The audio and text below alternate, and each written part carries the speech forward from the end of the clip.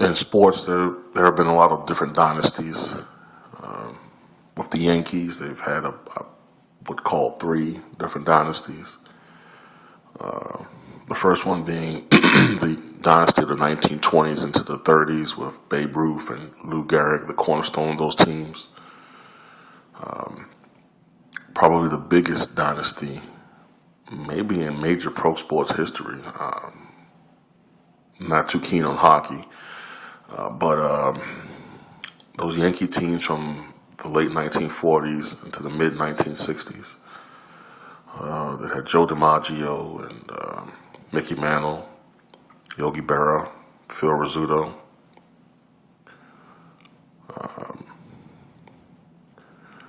And the late 1990s into the early 2000s Yankee teams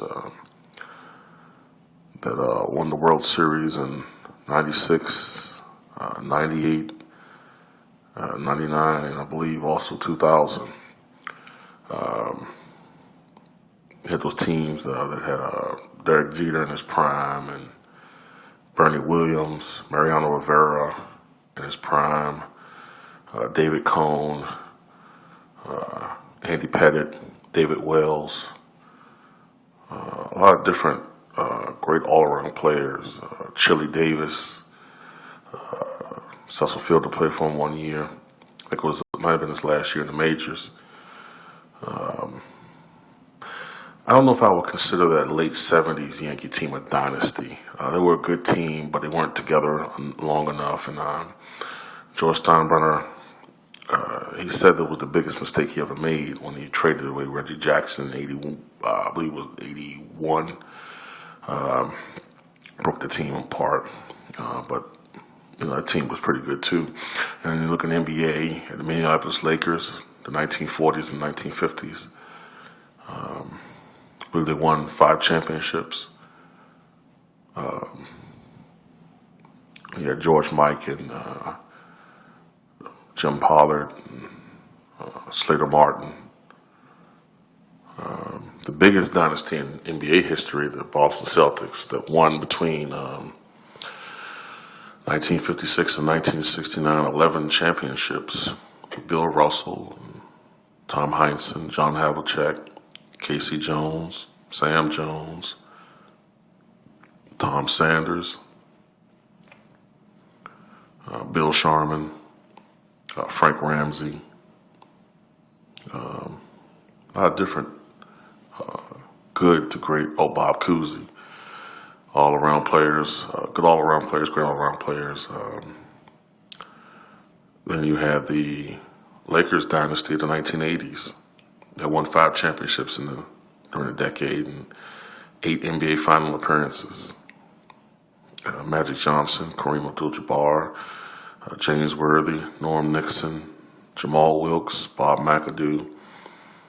All these players didn't play on the same teams, but throughout the 80s, that team featured these different players. Byron Scott. And into the 90s, as a kid, I remember watching the Bulls dynasty. And I'm going through all these teams because it's fun to see, to me. A lot of people like parody, and I do too. But it is fun to see a team that is just great, uniquely built together. A team that has been created through drafting, free agent signing. Not like these lately where you have these teams that are just built together. People just want to play with each other and selfishly win championships trying to bully other teams. I'm not talking about that, but these teams that just gel together really good. And if you look at that Bulls team, really outside of Jordan and Pippen, there's nothing that really stands out about them. I mean, a lot of those guys were bench players and marginal talents. But you have the supreme talents of Michael Jordan and Scottie Pippen. Horace Grant was an all-star. Tony Kukoc was a pretty good player, really good player. Great passer. I don't think that was talked about enough about his game, but he was a very good passer. And of course, Dennis Rodman. 10 all-time defender. I think he's arguably the greatest rebounder of all time. You could make an argument for Will Chamberlain and even perhaps Bill Russell. But those teams were fun to watch. And I remember that last year of that team, the 1997-98 season. And at that time, I was a 17-year-old kid, and I could see from watching that team that they were near the edge, the end of their run. Scottie Pippen was still relatively young at 32 years old, but he was getting past his prime. Had back issues. I think he missed the first 38 games of that season. Some people feel like he stayed out a little longer than that was necessary. I guess to send a message to management. From what I've read, some people think that he was envious of Phil Jackson's and Michael Jordan's salary. Scottie Pippen for a very long time was making less than $1 million a year, which to me and you is a lot of fucking money. I mean, but for a player of Pippen's magnitude, Scottie Pippen was a very accomplished player, and a lot of times I think people forget just what he did in his career. I mean, you're talking about a player as a top 50 all-time greatest player. 6-time NBA champion. A 7-time All-Star. 1994 All-Star Game MVP. Led the league in steals in 1994-95. Averaging, I think it was something like 2.94 steals per game. I know he had, my memory serves it correctly, 232 steals in 79 games or something like that.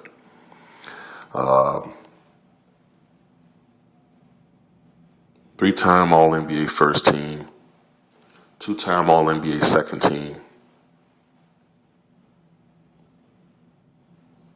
A lot of different accolades, man. He was on so many different defensive teams, first, second. The guy was a great player.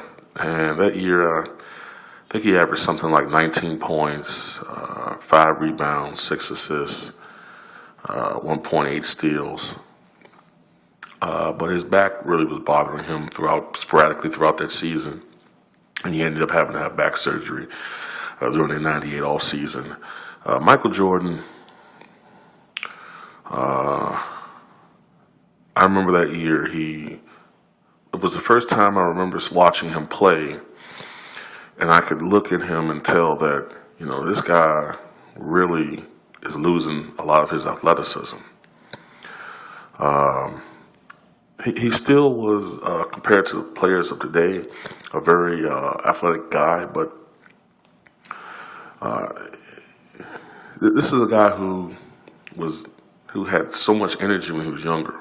You look at the Dream Team documentary and Magic Johnson and Larry Bird and those guys will tell you this guy was just a motor. He really didn't need to sleep, but by age 34, 35, some of that was catching up to him. And I'll never forget, it was a game in April of 1998, and the Chicago Bulls were playing the Indiana Pacers. And somebody can look back and see this game. The Bulls ended up losing, I think, something like 114-105, my memory serves correctly.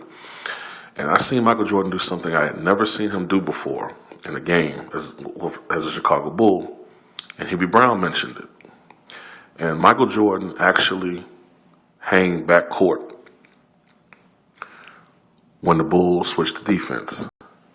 He actually took a break and did not play defense. And I had never seen him do that before, ever. And I think that was a sign that this guy was tired. He was,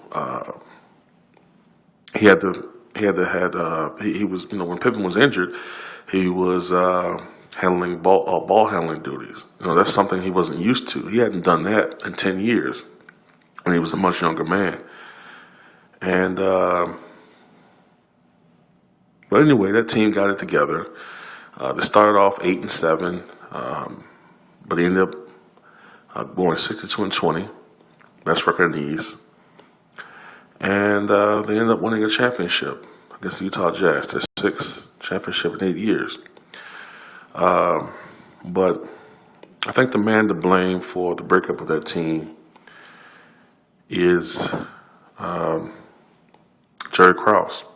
Jerry Krause was very narcissistic and egotistical. He's a man who claimed to have discovered Earl the Pearl Monroe, which is probably bullshit. He wanted to prove that he was the architect behind those championship teams, not Phil Jackson or Michael Jordan or any of the players. So what transpired was a domino effect. You had Jerry Krause and eventually Jerry Reinsdorf becoming adamant not re-signing Phil Jackson. With Phil Jackson not being re-signed, Michael Jordan, at age 35, not wanting to be part of a rebuilding process or having to adjust to a new coach, was forced into retirement. He did not want to retire. I read somewhere before someone said that Jordan wanted to retire. That's bullshit. He did not want to retire. It's one of the reasons why he came back, because he still wanted to play. With Michael Jordan announcing his retirement in January of 1999, this was the strikeout year. Pippen was like, well, I'm not coming back. And then with those guys gone, then Robin wasn't coming back. So then, there were the lean years. There was a lean year or two. And Jerry Krause decided to blow up that team. He got rid of everybody. Coach. I think he traded him to Milwaukee, I think he traded him to Atlanta, Just got rid of everybody. Ron Harper went to the Lakers, and all the other guys, bench players, went to different teams. Bush, I think he played with the Pistons or something like that. And anyway,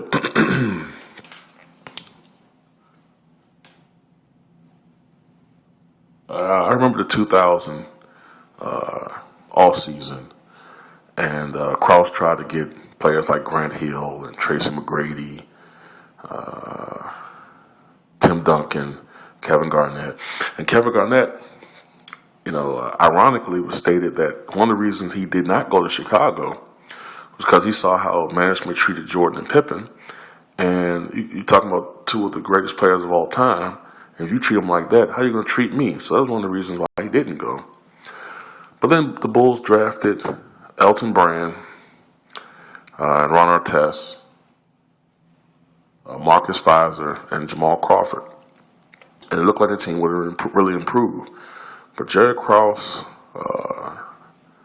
in the 2001 draft, I remember, he traded away Elton Brand for, I believe it was Tyson Chandler. And they drafted Eddie Curry with the 4th pick. Now, Tyson Chandler's a good player. He's the reigning defensive player of the year. But he was now on par with Elton Brand in his prime. For you younger guys out there, Elton Brand was a very good player before his injuries. And then Jerry Krause ended up trading away a lot of different players. Traded Ron Artest for Jalen Rose, who is a pretty decent scorer, but defensively was porous. And the lean years started, and that's why Jerry Krause is probably the most hated man in Chicago. And that's why Michael Jordan, as you see in his Hall of Fame speech, still hold a lot of animus toward Jerry Krause. Jerry Krause blew up that team. That team could have won another championship, in my opinion. I think they would have beaten the 1999 Spurs team. But to me, Jerry Reinsdorf was the one that is at fault for that, and Jerry Krause. And my opinion, Jerry Krause fucked up that dynasty and whatever. Peace.